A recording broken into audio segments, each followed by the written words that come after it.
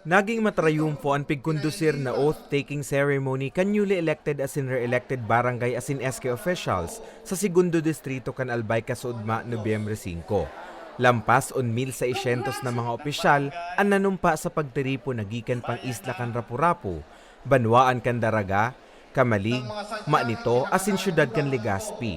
Pira sa mga nanumpa ang 19 anyos na si Jose Meldo kan Rapu-Rapu Albay. Sa mga sentiments po kang mga kabataan, jadi may ako pong mas maramdaman pa kang kabataan na part sinda kang community, gari mas ma-empower pa sinda mas lalo.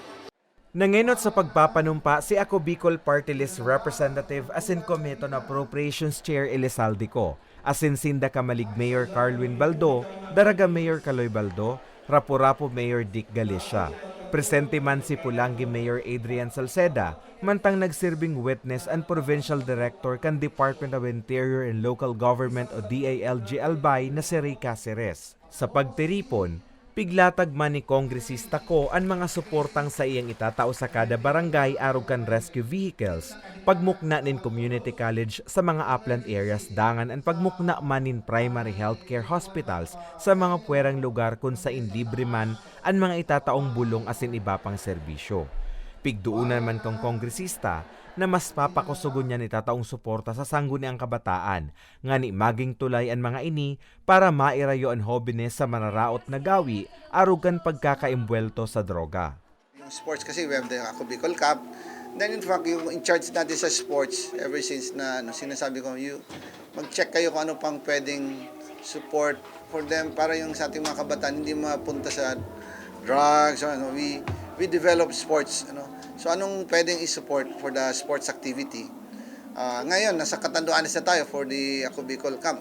For the SK, ang nakikita ko is the sports. But kung meron silang proposal for the enhancement, for the kung anong project, sinabi ko naman kanina, anong project ang naisip nyo, then we'll study and check if it's viable and if it's allowable in the menu.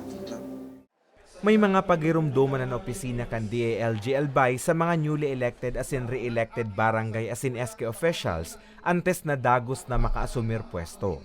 Ang certificate of canvass and proclamation, sarong document po yan. Pangadua po yung oath of office. Yan po ang nakalag sa circular me. So dadagdagan ko lang po yan. Kung pwede makapag-submit man ang mga newly elected official ng certificate or letter of assumption. Kung anong aldaw po sinda nag-assume ng office. Kasi ngunyan po bagang aldaw, Domingo. So, i-assume taba na ini ang first day ninda as barangay official.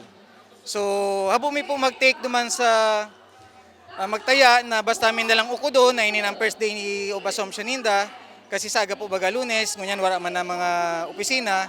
So, magsurat po sinda na kay Mayor sa opisina mi sa Comelec na nag-assume na po sinda kung anong aldaw po ang aldaw na nag-assume po sinda sa indang function po. Mientras tanto, ginibo ang aktibidad sa Celebration Plaza kan Embarcadero de Legazpi sa Legazpi City. May tema ng aktibidad na Legacy of Service, Unity and Purpose, Charting a Bright Future. Para sa mga baretang Tatak Bicol, Carmelo Balya.